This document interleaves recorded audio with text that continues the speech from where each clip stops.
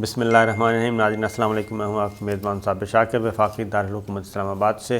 کچھ اہم ترین خبریں ہیں۔ اور ایسے لگ رہا ہے کہ پاکستان میں جس سیاست میں آخری اوور کا کھیل چل رہا ہے اور سب جو ہیں سر دھڑ کی بازی لگائے ہوئے ہیں، اور خاص طور پر ایک طبقہ بہت ہی پریشان نظر آ رہا ہے،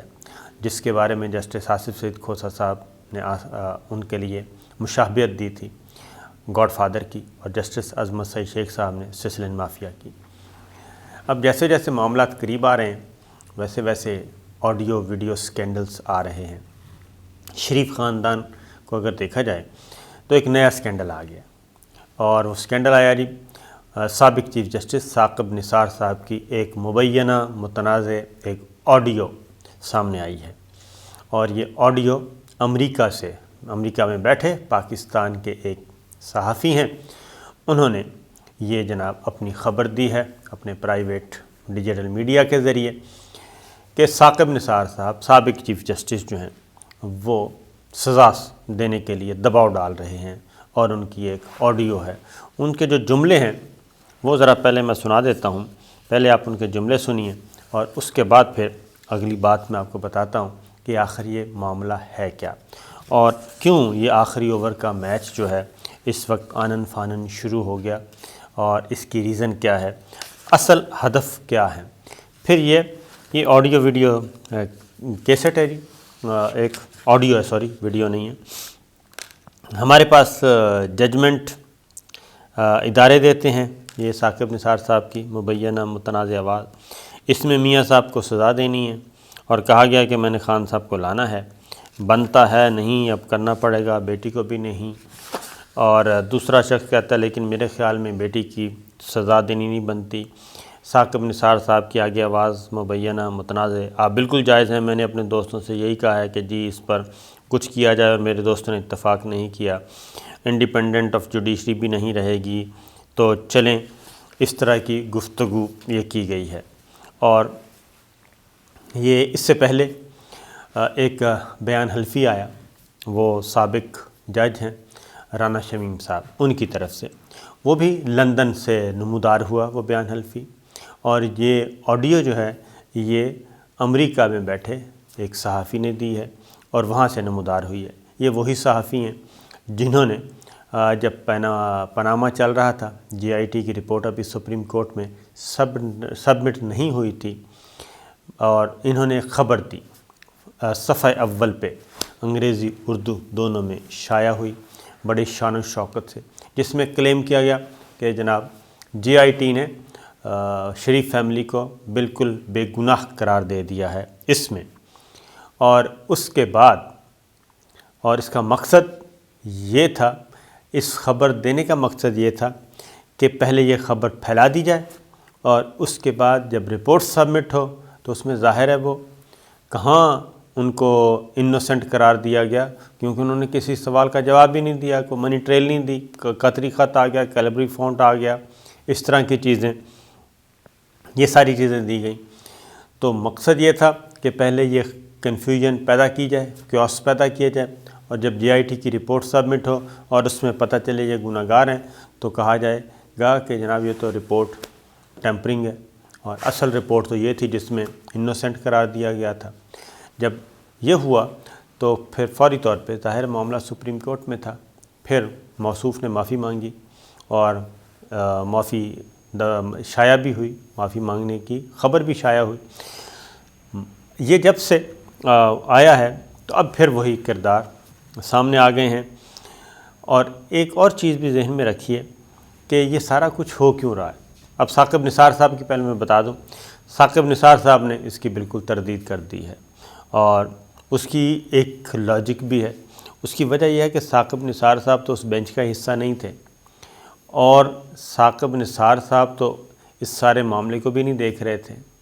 ان کو تو دیکھ ہی رہے تھے، احتساب عدالت کے جج تھے، اور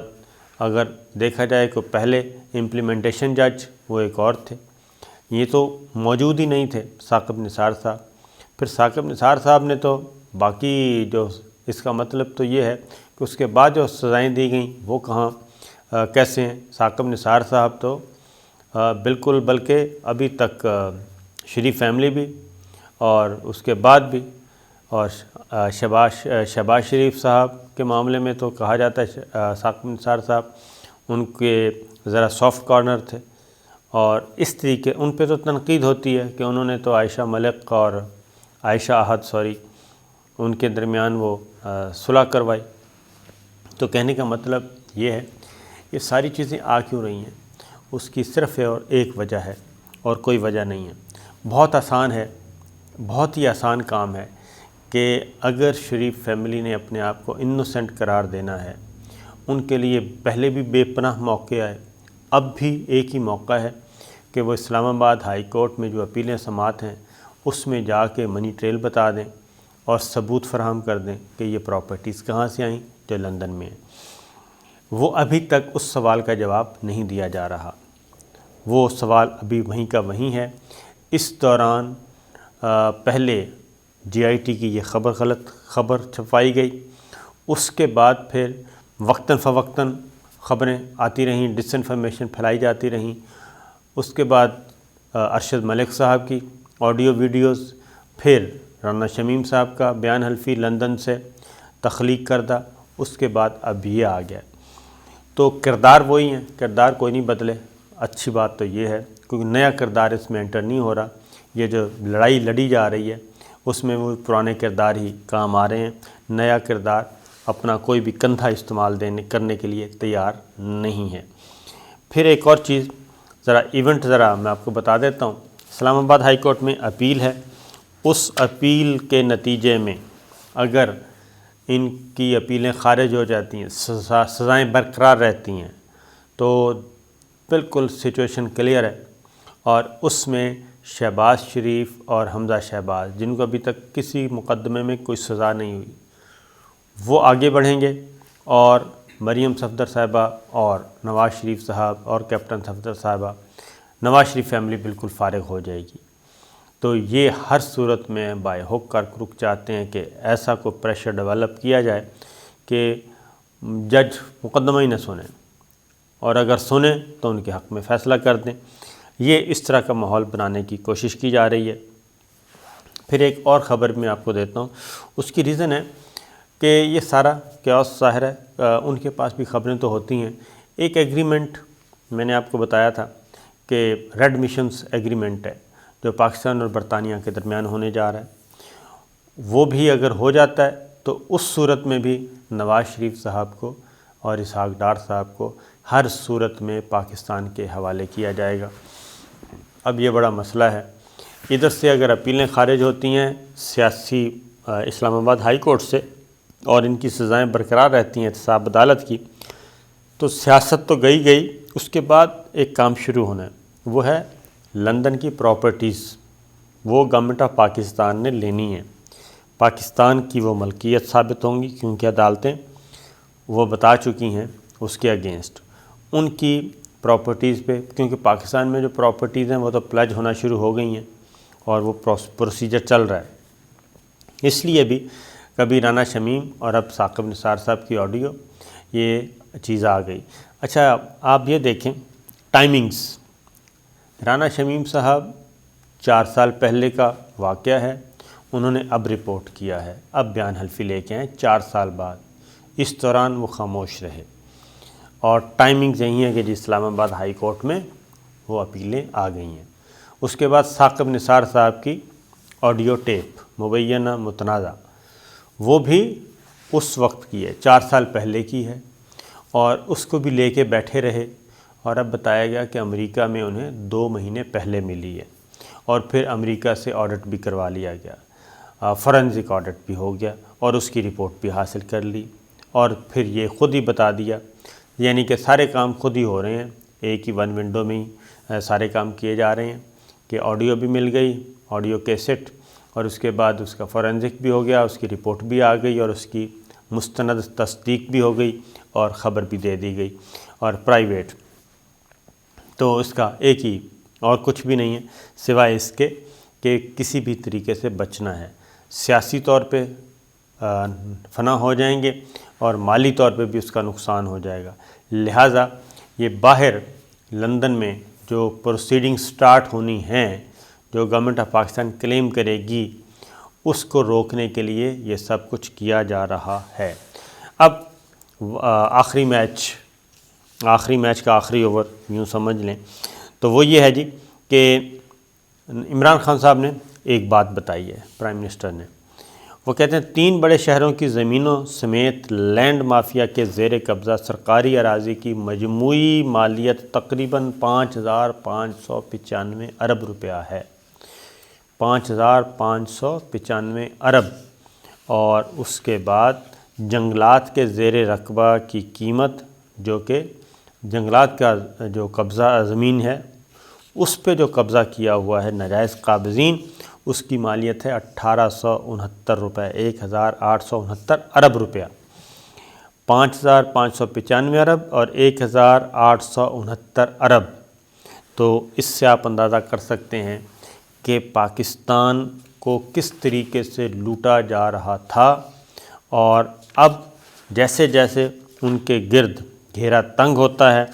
تو اس کے نتیجے میں پھر یہ ریئیکشن جو ہے وہ تو ہونا ہی ہونا ہے، اور یہ ساری چیزیں آنی ہیں۔ ایک طرف وہ آڈیو آ گئی اب ثاقب نثار صاحب کی مبینہ متنازع، دوسری جانب نواز شریف صاحب، عاصمہ جہانگیر مرحومہ، وہ ان کا ہو رہا ہے جی پروگرام ان کی یاد میں، اور ایک فکری نشست ہو رہی ہے، اس میں آپ نے وہ تو سنی لیا ہوگا علی احمد کرد صاحب کا، تو اس میں بھی یعنی معاملہ مشرق کا ہو، مغرب کا ہو، شمال کا ہو، جنوب کا ہو، صرف ٹارگٹ ایک ہے، اور وہ ہے افواج پاکستان کو رگڑا لگانا ہے، افواج پاکستان کو ملائن کرنا ہے، ان کو بدنام کرنا ہے، اور ساتھ جوڈیشری کو۔ علی احمد کرد صاحب کی تقریر سن لیں، اس میں جو کچھ ہوا اور جو نشانہ بنایا گیا، اس کے جواب میں پھر chief justice of Pakistan justice Gulzar صاحب نے جی اس کا جواب بھی دیا اور چیلنج بھی دیا، لیکن ابھی تک وہ سامنے نہیں آیا کوئی بھی، اور یہ ٹارگٹ کیا جا رہا ہے، ادھر بھی جوڈیشری اور فوج کو ٹارگٹ کیا جا رہا ہے، ادھر رانا شمیم کا ایفیڈیوٹ اس کو ملا لیں، پھر اب ثاقب نثار صاحب کی متنازع مبینہ آڈیو اس کو لے لیں، تینوں میں ٹارگٹ ایک ہی ہے، اور وہ ہے فوج اور عدلیہ۔ ثابت یہ کرنے کی کوشش کی جا رہی ہے کہ جناب یہ سارا کچھ دونوں ادارے ملے ہوئے ہیں، اور دونوں ادارے مل کے یہ سارا کچھ کام کر رہے ہیں۔ اسی لیے انہی خبروں کی بنیاد پہ کچھ عرصہ پہلے یہ ایک باقاعدہ طور پہ ایک تھیم تیار کر کے ایک مقدمہ تیار کیا جا رہا ہے۔ یہ ذہن میں رکھیے، یہ خبریں ایک ایونٹ، دوسرا، تیسرا، چوتھا، پہلی خبر، دوسری خبر، تیسری خبر، چوتھی خبر، یہ ساروں کو آپ کڑیاں ملاتے جائیں گے تو آپ کو سمجھ آ جائے گا یہ ہو کیا رہا ہے۔ پھر اس کے ساتھ ساتھ کیا ہو رہا ہے، ایک طرف تو یہ ہو رہا ہے، دوسری جانب نواز شریف صاحب کو لے لیں۔ نواز شریف صاحب نے ابھی عاصمہ جہانگیر والے پروگرام میں جو تقریر کی ہے وہ بھی وہی ہے، علی احمد کرد وہ بھی یہی ہے کہ بس جی مزید تاخیر کے متحمل نہیں ہو سکتے، سر جوڑ کر بیٹھیں اور بس اب اٹھیں، یہ بات ہو رہی ہے، اس کے علاوہ کچھ نہیں، اٹھیں۔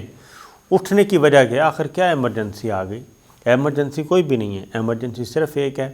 اور وہ ہے اسلام آباد ہائی کورٹ سے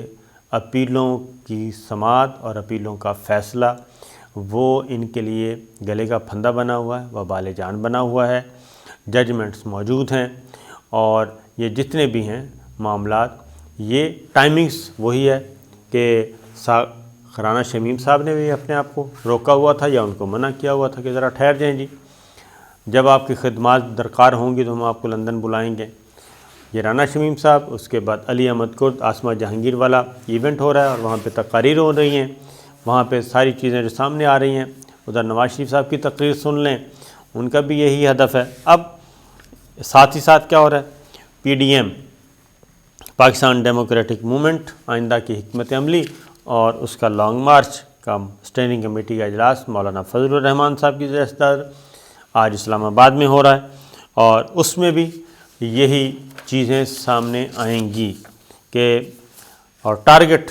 ایک ہی ہدف ہے اور کوئی ہدف نہیں ہے کہ سزاؤں سے بچنا ہے، اور سزاؤں سے بچنے کا طریقہ بہت ہی آسان ہے ابھی بھی، وہ یہ ہے کہ ان سے ایک ہی سوال پوچھا جا رہا تھا، جو پاناما سکینڈل آیا تھا اس کے بعد، اچھا پاناما سکینڈل میں بھی آپ دیکھیں کہ پاناما سکینڈل بھی وہی میڈیا ہاؤس لے کے آیا، اسی میڈیا ہاؤس نے خبریں بریک کیں، اسی میڈیا ہاؤس نے سب کچھ بیان کیا، لیکن ان کو اندازہ نہیں تھا کیونکہ اس وقت ویسے بھی ذرا تعلقات بھی تھوڑے سے کشیدہ تھے ان کے ساتھ، تو ان کو بھی اندازہ نہیں تھا کہ یہ جو کچھ وہ بو رہے ہیں، یہ جو فصل کاٹے جائے گی تو سب سے پہلے ان کی اپنی فصل کٹے گی، اور ان کی اپنی فصل کٹ گئی اور زمین ہو گئی بنجر، اور اب وہ سارے کے سارے پریشان ہیں۔ اسلام آباد ہائی کورٹ میں توہین عدالت کا مقدمہ چل رہا ہے، نوٹس ایشو ہو چکے ہیں، وہ ابھی پینڈنگ ہے، اور اسی دوران اب یہ نئی معاملہ آ گیا۔ اور مزے کی بات یہ ہے کہ ارشد ملک صاحب مرحوم، ان کی بھی جو آڈیو ویڈیوز آئیں وہ فوراً لندن پہنچ گئیں اور وہیں سے ہی آڈٹ کروا لیا گیا، فوری طور پہ فورینزک آڈٹ کروا لیا گیا، اور اس کی ایک رپورٹ بھی رکھ لی گئی تیار کر کے۔ پاکستان میں کچھ نہیں ہے ابھی تک۔ ارشد ملک صاحب مرحوم کا جو آڈیو ویڈیو ان کے پاس ہیں، ان کو ابھی تک اسلام آباد ہائی کورٹ میں بطور پیس آف ایویڈنس پیش نہیں کیا گیا، یہ بات ذہن میں رکھیے، ان کو نہیں پیش کیا گیا، وہ صرف دکھایا گیا، بلیک میل کیا گیا کہ دیکھتے ہیں کہ پریشر میں آتے ہیں کہ نہیں آتے، کوئی پریشر میں نہیں آیا، وہ مقدمہ چلتا گیا اور ابھی بھی چل رہا ہے۔ پھر رانا شمیم صاحب کا معاملہ ہوا، وہ الٹا لینے کے دینے پڑ گئے، اب یہ آ گیا ہے، اب اس کو بھی امریکہ میں بیٹھ کے سارا کچھ کیا جا رہا ہے۔ پھر ایک رپورٹ آپ نے دیکھی ہوگی کچھ عرصہ پہلے کہ جس میں ایک ادارہ کی، یہی امریکن ادارے ہی ہیں، جو یہ بتاتے ہیں کہ انڈیکس ریٹنگ جاری کرتے ہیں کہ فلاں ملک میں رول آف لا ہے یا نہیں، فلاں ملک میں عدلیہ آزاد ہے یا نہیں، فلاں ملک میں عدلیہ فیصلے کر رہی ہے یا نہیں کر رہی۔ تو یہ پیرلل ایک مقدمہ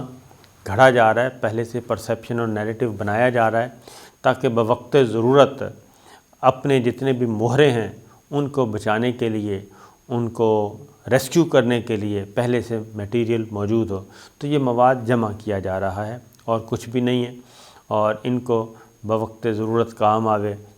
وہاں پہ استعمال کرنا مقصود تھا۔ پھر یہ ہے کہ بیرون ملک بہت ساری چیزیں، ایک تو لندن میں وہی بات ہے کہ یا اسائلم لیں یا کسی سے شادی کریں تب معاملہ بچے گا، ورنہ وہ ریڈ میشنز ایگریمنٹ ہو جاتا ہے، تو وہ بھی چیزیں ہیں۔ تو یہ ایک جنگ ہے، لڑائی ہے، چل رہی ہے، اور یہ کہاں پہ جا کے رکے گی، یہ مجھے یہ لگ رہا ہے کہ یہ لڑائی بڑھے گی، اور لڑائی جب بڑھے گی تو اس میں پھر کچھ بھی ہو سکتا ہے، اور یہ معاملات جو ہیں یہ اس طرف دھکیلے جا رہے ہیں کہ کسی بھی طریقے سے یہ سارے کا سارا سسٹم جو ہے وہ پیک اپ کر دیا جائے، اس کو مفلوج کر دیا جائے، اور ملک میں ایسا ماحول پیدا کر دیا جائے کہ یہاں پہ کوئی ماورائے آئین ایکٹ ہو جائے، اور اس کے بعد پھر اگلا پلان جو ہے وہ منظر عام پہ آئے گا۔ تو یہ چل رہا ہے، باقی ابھی اور بھی آپ دیکھیں گے، کبھی آڈیو کبھی ویڈیو، اور یہ ساری کی ساری شریف فیملی کے ارد گرد گھومتی ہیں۔ جسٹس ملک قیوم صاحب کی جو آڈیو ٹیپس آئی تھیں وہ بھی ہمارے سامنے ہیں، سینیٹر سیف الرحمان کی جو کہ آج کل ان کے سمدھی ہیں، ان کی بھی آئی تھیں، وہ بھی ہمارے سامنے ہیں، تو وہ ابھی تک وہیں پڑی ہے، اور اگر اس پہ ہی سزا دے دی جاتی تو آج یہ فیملی کہیں بھی نہ ہوتی۔ لیکن مسئلہ یہ ہے کہ ہم مصلحتوں کا شکار ہو جاتے ہیں، اور جب مصلحتوں کا شکار ہوں تو پھر اس کا خمیازہ جو ہے وہ کئی برسوں تک، کئی دہائیوں تک بھگتنا پڑتا ہے، اور وہی بھگت رہے ہیں۔ اجازت دیجیے، اللہ حافظ۔